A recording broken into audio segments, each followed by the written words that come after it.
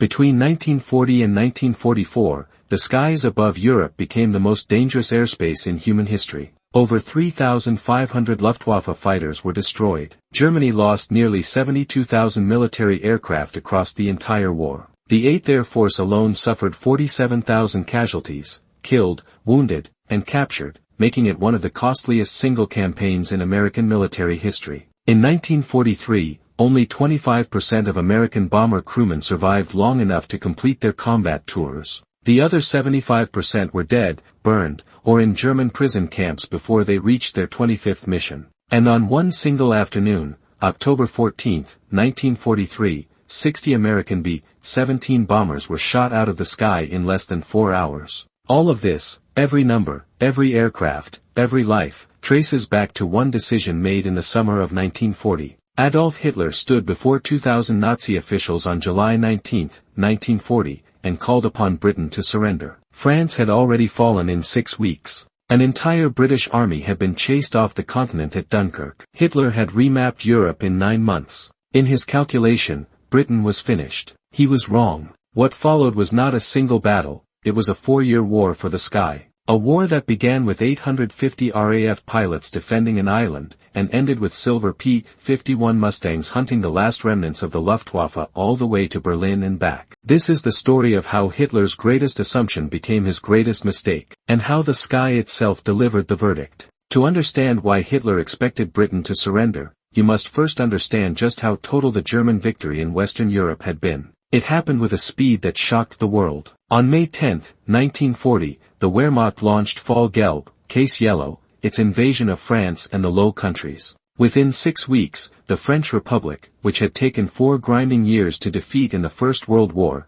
had collapsed entirely. Paris fell on June 14. On June 22, France signed an armistice in the same railway carriage in the same forest clearing at Compiègne where Germany had surrendered in 1918, a deliberate choice of location, a deliberate act of historical revenge and humiliation. The British Expeditionary Force, some 400,000 men, had been trapped against the English Channel at Dunkirk. Between May 26 and June 4, in an operation that Churchill called a miracle of deliverance, more than 338,000 soldiers were pulled from the beaches and harbour moles by every vessel Britain could muster, destroyers, ferries, fishing boats, pleasure craft. They were rescued, but they left their equipment behind, tens of thousands of vehicles, nearly all their artillery, an entire army's worth of armor, anti-tank guns, and supplies, abandoned in the sand and tied at the edge of a conquered continent. Britain stood alone, and Adolf Hitler, surveying the strategic map of Europe from his Alpine retreat at Berchtesgaden,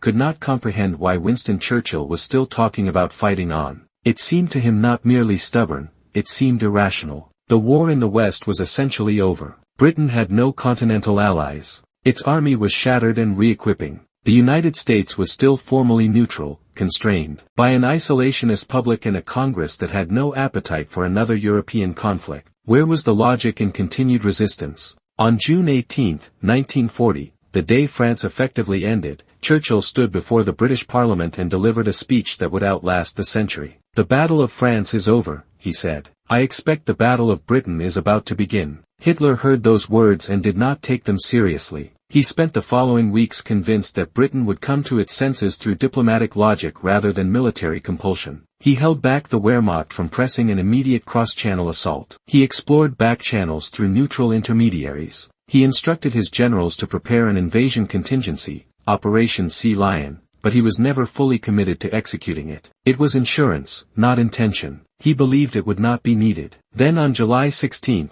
1940, Hitler issued Führerdirektive Nr. 16, ordering the formal preparation of the invasion of Britain, while still keeping the door to negotiation ajar. 3 days later, standing in the Kroll Opera House before a gallery of cheering generals and ministers, he made his grand appeal. Britain's answer came within hours, delivered not by a government minister but by a BBC broadcaster. The offer was rejected. Utterly and contemptuously rejected. What followed would be one of the most sustained aerial campaigns in the history of armed conflict. The Luftwaffe that descended on Britain in the summer of 1940 was the most experienced combat air force on the planet. Its pilots had been forged in the skies over Spain during the Civil War, tested over Poland, and sharpened to a lethal precision in the 3-week destruction of France's air defenses. Its leadership, under Reichsmarschall Hermann Göring, decorated World War I ace, personal friend of Hitler, vain, politically powerful, and militarily overconfident, was operating from a position of unbroken momentum. The Luftwaffe assembled approximately 2,600 aircraft along its northern European bases,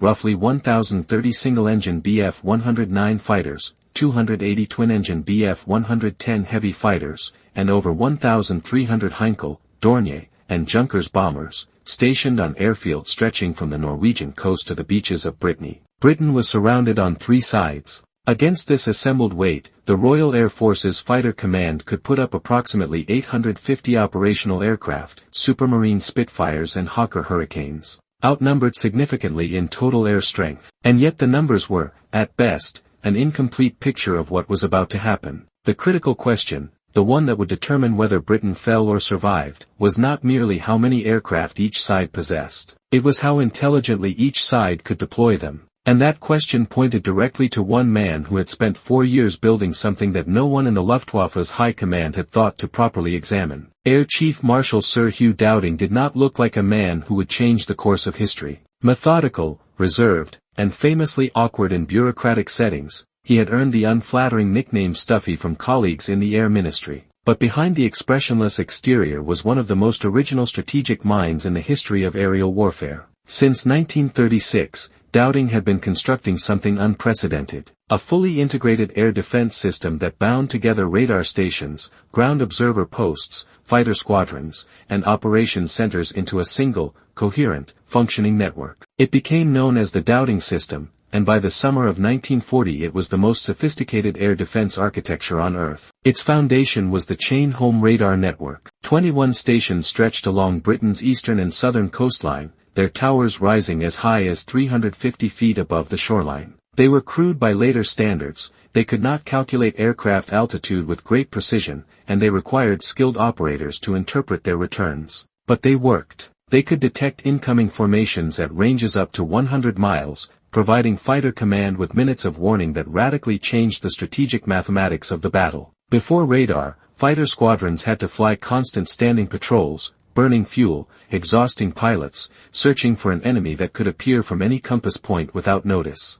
With radar, squadrons could wait on the ground, rest between scrambles, and launch with purpose, vectored to intercept with precision. The system was completed by the Observer Corps, 30,000 civilian volunteers stationed in posts across the British countryside, tracking aircraft by sight and sound, reporting by telephone to a network of sector and group operations rooms. Inside those rooms, WAAF plotters, women of the Women's Auxiliary Air Force, moved colored counters across vast table maps, translating incoming data into real-time pictures of the battle. Controllers with headsets directed squadrons, allocated targets, and managed resources in real time. The entire architecture was built on the principle that information, properly organized, was a force multiplier of the highest order. Dowding had organized fighter command into 4 groups. The most critical was 11 Group, responsible for London and the southeast, the sector that lay directly across the shortest channel crossing from the Luftwaffe's main bases. Its commander was Air Vice Marshal Keith Park, a New Zealander of exceptional tactical intelligence, who understood instinctively that the goal of the battle was not the theatrical destruction of German formations,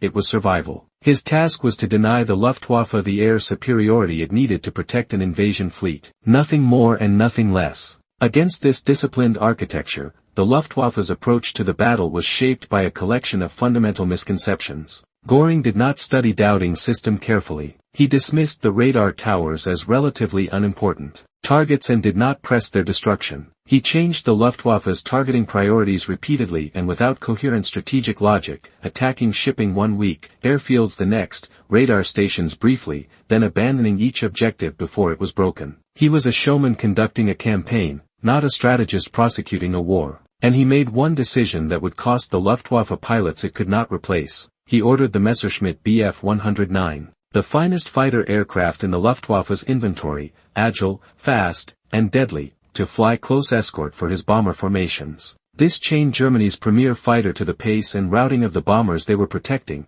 stripping them of the freedom of maneuver that made them lethal. The Bf-109's combat radius from its French bases barely reached London. Escorted to the target and back, German fighter pilots arrived over England already watching their fuel gauges, counting minutes rather than hunting enemies. They could loiter for approximately 20 minutes over British soil before the needle told them it was time to go home or die. The Hurricane and the Spitfire were matched to the challenge in complementary ways. The Hurricane was slower than the Bf-109 and less elegant, but it was rugged, stable as a gun platform, and available in the greatest numbers. Against German bombers, big, comparatively slow, and carrying precious crew, it was devastating. The Spitfire was something else entirely, sleek, extraordinarily fast, with a turn radius that astonished the German pilots who first encountered it. It was the one RAF aircraft that could meet the Bf-109 in level combat without systematic disadvantage. Together they gave fighter command a fighting capability that the raw numbers never fully conveyed. There was something else.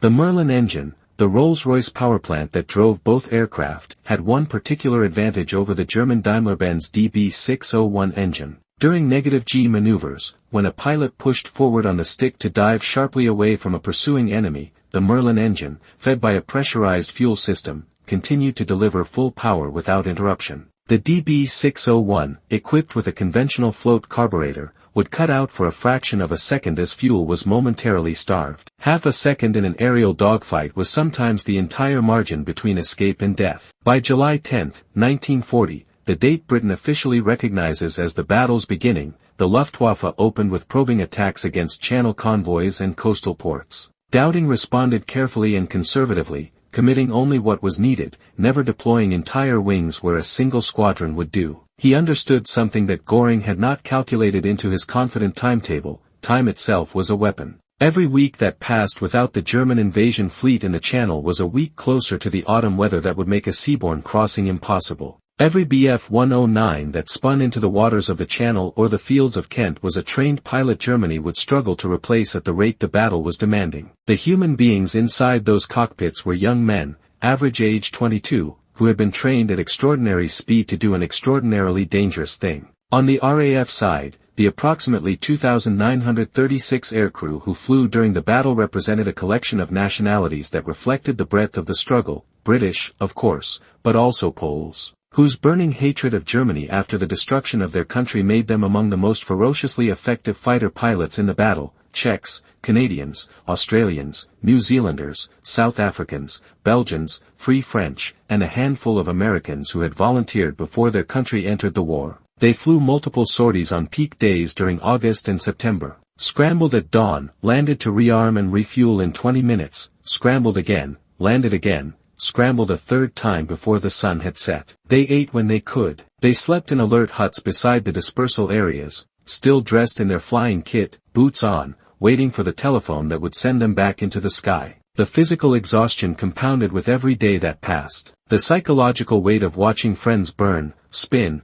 or simply fail to return pressed harder with each week. Churchill gave them a name on August 20, 1940, when the battle was still raging and its outcome was still genuinely uncertain. Standing before Parliament, his voice carrying the weight of a nation watching its survival play out above its own cities, he said, "Never in the field of human conflict was so much owed by so many to so few." He was not speaking in metaphor. He was speaking in mathematics. A few hundred young men, flying aging aircraft over their own fields and coastlines, were the only thing standing between Britain and the end of the war on German terms. On the other side of that equation stood Hermann Göring, a man who had the resources, the aircraft, and the experienced pilots to win the battle, and who managed none of those advantages with anything approaching the intelligence the moment required. Göring had promised Hitler that the Luftwaffe would destroy the RAF in 4 days. Then he revised the estimate to 4 weeks. He never revised it again, because revising it further would mean admitting publicly that he had been wrong. His critical tactical error came on September 7, 1940. For weeks, the Luftwaffe had been systematically attacking RAF sector airfields, and it was beginning to work. 11 group stations at Biggin Hill, Kenley, Hornchurch, and Manston were taking repeated heavy damage. Several had been cratered so thoroughly that aircraft were operating from temporary grass strips. Operations rooms had been hit. Radar coverage over some sectors had been disrupted. Pilot losses were running ahead of replacements. Dowding himself wrote privately that he could see a point, not far ahead, at which fighter command would no longer be able to sustain a coherent defense of the southeast. Then, following an RAF bombing raid on Berlin on the night of August 25 to 26, a raid Churchill had ordered partly to provoke exactly this kind of emotional reaction. Göring redirected the Luftwaffe's bombers away from the airfields and toward London. The Blitz began on September 7, 1940. The full weight of the Luftwaffe's bomber force was turned against the capital. From a purely military standpoint, it was the decision that saved Britain. The pressure on the airfields eased overnight. Damaged radar stations were repaired. Sector operations rooms were relocated to safer positions. Squadrons that had been fighting at the absolute edge of endurance were rotated to quieter sectors and given days to recover.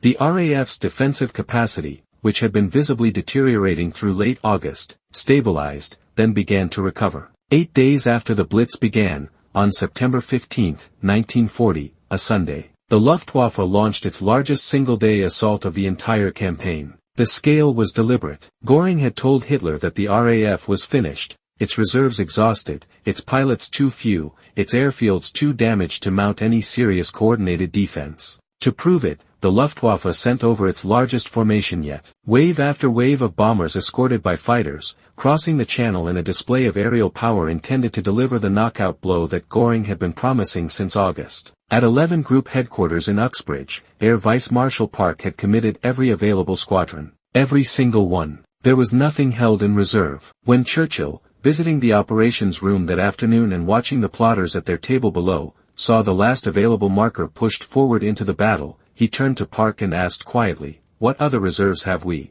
Park looked at him steadily. "There are none," he said. What the Luftwaffe formations met over London and the southeast that Sunday afternoon was not a broken air force. They met fighter command in its entirety. Every Spitfire and Hurricane that could be put into the air, clawing up from every airfield in southern England to meet them. The radar network that Göring had chosen not to destroy was directing those squadrons with precision. The system that Dowding had built over 4 years was performing exactly as designed. The battle that day lasted for hours. Across the autumn skies of Kent and Sussex and the grey Thames estuary, hundreds of aircraft fought an engagement that could be watched from the streets and gardens below. When it was over, the Luftwaffe had lost 61 aircraft. The RAF had lost 29. Göring's promised knockout blow had not just failed, it had failed in the full sight of the German High Command, in front of Hitler himself, against an air force that was supposed to no longer exist. On September 17, 1940, Adolf Hitler indefinitely postponed Operation Sea Lion. The invasion of Britain was placed in indefinite suspension, never formally cancelled, never formally revived. The barges assembled in Channel ports were dispersed. German army planning attention began shifting eastward toward the Soviet Union. Britain had survived. The Battle of Britain ended officially on October 31, 1940. The final accounting was severe on both sides. The Luftwaffe had lost approximately 1,733 aircraft and over 2,500 aircrew killed, wounded, or captured. The RAF had lost around 915 aircraft destroyed and more than 500 pilots killed. Fighter command had survived by the narrowest of operational margins, and it had survived intact, coherent, and unbowed. But the air war was not over. In December 1941, Japan attacked Pearl Harbor, and the United States entered the conflict. With that entry came something that would transform the balance of power in the skies over Europe. The United States Army Air Forces, built around the doctrine of high-altitude precision daylight bombing, began operating from England as the 8th Air Force.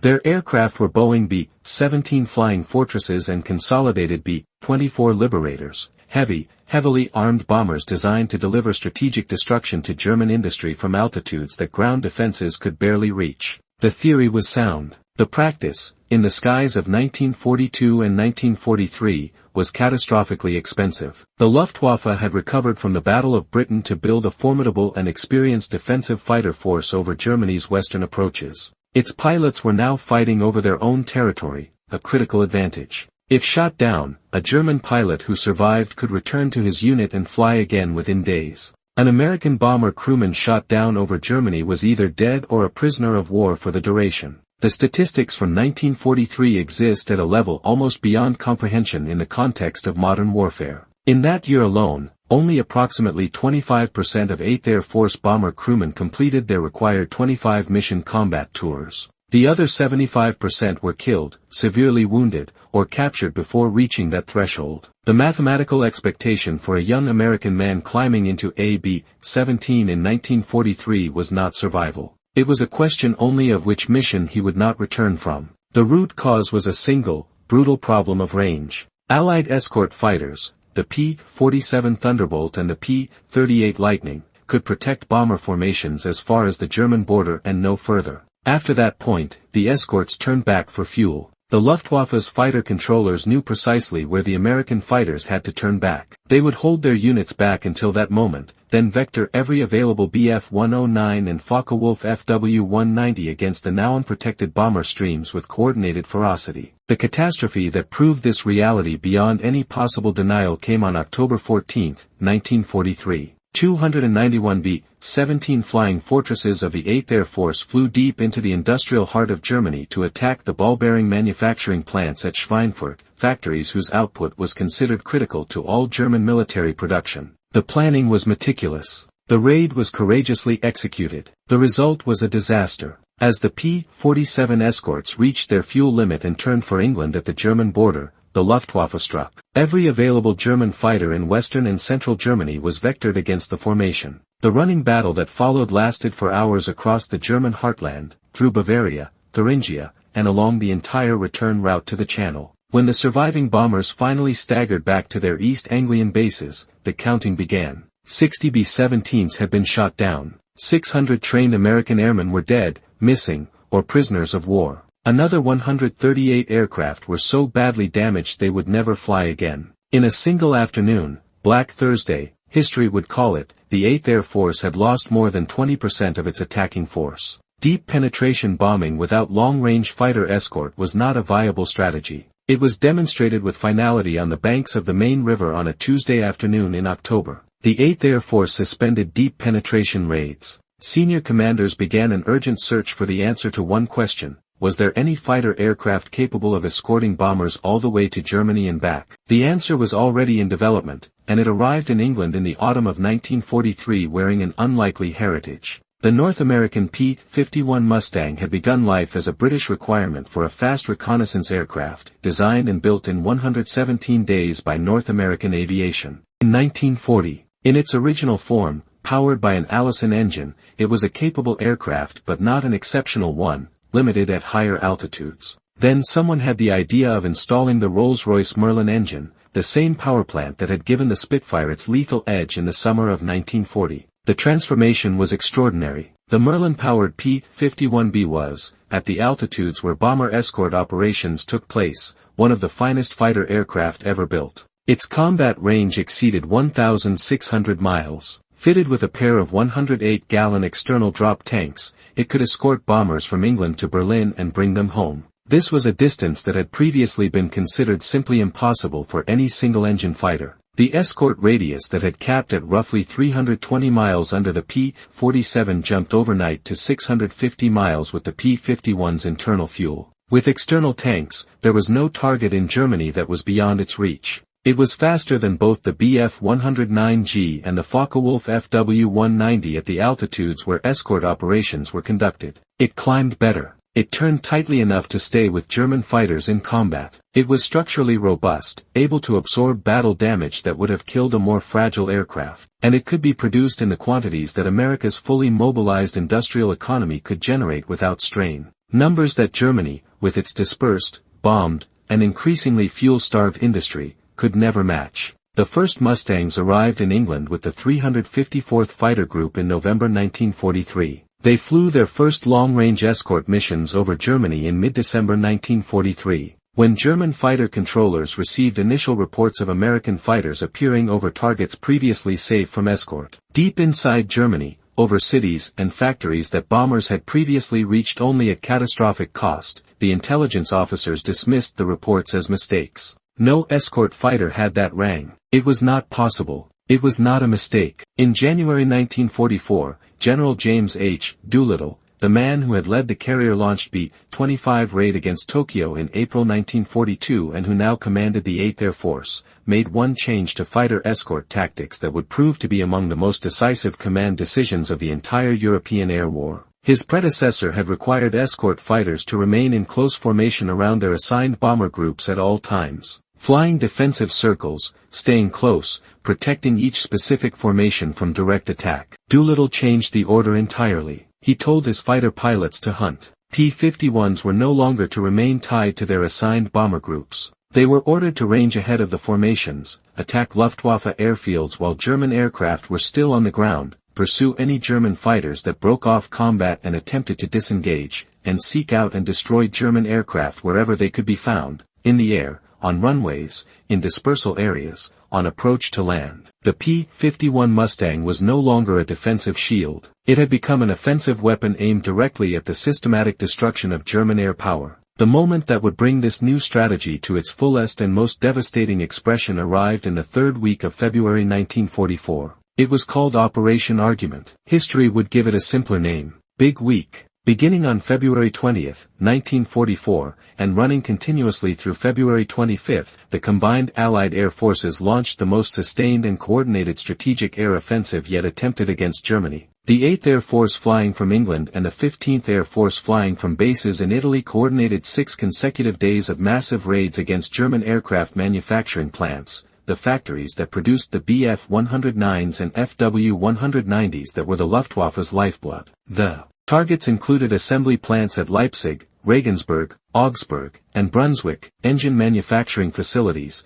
and the ball bearing plants that German industry could not function without. The numbers were staggering in scale. Allied air forces flew approximately 6,000 bomber sorties during the 6 days. Wherever the bombers flew, P-51s ranged ahead and around them. Wherever the Luftwaffe rose to intercept, Mustangs were waiting. The Luftwaffe had no choice but to fight. If it withheld its fighters and allowed the raids to proceed uncontested, the factories would be destroyed and the entire fighter production system would collapse within months. But every time it committed its fighters to intercept, it ran into waves of P-51s operating on Doolittle's new aggressive orders, fighters that were no longer circling protectively but hunting offensively, attacking with the initiative the Luftwaffe had been used to holding itself. German pilots found themselves in a war of attrition they could not survive mathematically. The problem was not aircraft production. German factories, dispersed and partially hidden from bombing, could actually manufacture fighter airframes in sufficient numbers. The irreplaceable resource was the men to fly them. Experienced combat pilots, men who had learned their craft over Spain, Poland, France, and Britain, who carried years of accumulated knowledge about how to survive in the air, were dying over their own country. The pilots replacing them were products of a training program being compressed ever shorter under wartime pressure, graduates entering combat with hours of experience that would have been considered dangerously inadequate 2 years before. Inexperienced pilots against experienced P-51 pilots flying with the freedom to attack. The outcome was not difficult to predict. By the end of Big Week, the Allied losses were real and documented and mourned. 357 heavy bombers destroyed, 28 escort fighters lost, over 2,000 airmen killed or taken prisoner. The cost registered in the empty chairs at mess tables across the East Anglian bomber bases, in the Nissen huts where kit bags sat unclaimed and bunks remained unslept in. But the Luftwaffe had lost over 262 fighters destroyed and approximately 250 airmen killed or wounded, including around 100 combat-experienced pilots who could not be replaced on the production schedule of any training program. The German fighter force defending the Reich had lost approximately 1/3 of its available operational strength in 6 days of fighting. The campaign did not relent after Big Week. Through March and April of 1944, the 8th Air Force continued its systematic offensive. P-51s ranged across Germany and occupied Europe, strafing airfields, hunting formations wherever they appeared, accepting aggressive combat that wore the Luftwaffe down mission by mission. In March 1944, the 8th Air Force launched its first raids on Berlin itself, the Reich capital, at the outer limit of even the P-51's extended range. The Luftwaffe was obligated to defend Berlin with everything it could assemble. What it assembled was diminishing with every week of combat. In the Berlin raids of early March 1944 alone, the Luftwaffe lost over 100 fighters in a single week of fighting. Among the units defending bomber formations through this brutal period was the 332nd Fighter Group of the United States Army Air Forces, flying from bases in the Mediterranean theater in P-51 Mustangs with distinctive red-painted tail sections. They were the Tuskegee Airmen, black American pilots trained at the segregated facility at Tuskegee, Alabama, flying combat over occupied Europe in a war that still denied them equal citizenship at home. They flew 311 escort missions, of which 179 were dedicated bomber escort sorties. They established the finest bomber protection record among all escort groups operating in the Mediterranean theater. The heavy bomber crews who saw the red tails closing alongside their formation felt something specific, the knowledge that the men flying those aircraft would not leave them unprotected regardless of what came. German pilots who tangled with the 332nd came away with a different understanding of the men inside those cockpits than the Reich's ideology had prepared them for. By the spring of 1944, the strategic verdict was in. The Luftwaffe's fighter force in the West had been broken. Not eliminated, but broken in the specific operational sense that determined the outcome of the war. It could no longer contest Allied use of the air over Western Europe on anything approaching equal terms. German fighter formations that appeared over bomber streams were intercepted, engaged, and destroyed or driven off. German airfields in France and the Low Countries were routinely attacked on the ground. Allied transport aircraft, reconnaissance flights, and supply convoys could operate without meaningful interference. This mattered for one reason above all others. On June 6, 1944, the morning of the Allied invasion of Normandy, the largest amphibious assault in the history of warfare was launched against 5 beaches on the Normandy coast. Nearly 200,000 Allied soldiers crossed the English Channel on that single day. Thousands of ships filled the grey waters of the Seine Bay from one horizon to the other. Aircraft in numbers that genuinely darkened the early morning sky flew overhead, transports, fighters, bombers, gliders carrying paratroopers. Not a single German aircraft appeared over the beaches in any operational strength. The soldiers waiting ashore at Omaha, Utah, Gold, Juneau, and Sword beaches looked up and saw Allied aircraft, only Allied aircraft, flying protection overhead. General Dwight D. Eisenhower had told his troops before the assault, "If you see fighting aircraft over you, they will be ours." It was not optimism. It was a statement of strategic fact, purchased at enormous cost, across 4 years of aerial warfare that had begun above the cliffs of southern England in the summer of 1940. The total accounting, when finally set down in full, was staggering. The Luftwaffe lost an estimated 71,965 military aircraft of all types during the entire war. Over 3,500 Luftwaffe fighters were destroyed by RAF and USAF operations during the critical campaign years. German fighter pilot casualties in the Western Air War through 1944 exceeded anything the training system could offset. The experienced combat pilots who had crossed the Channel in formation in the summer of 1940,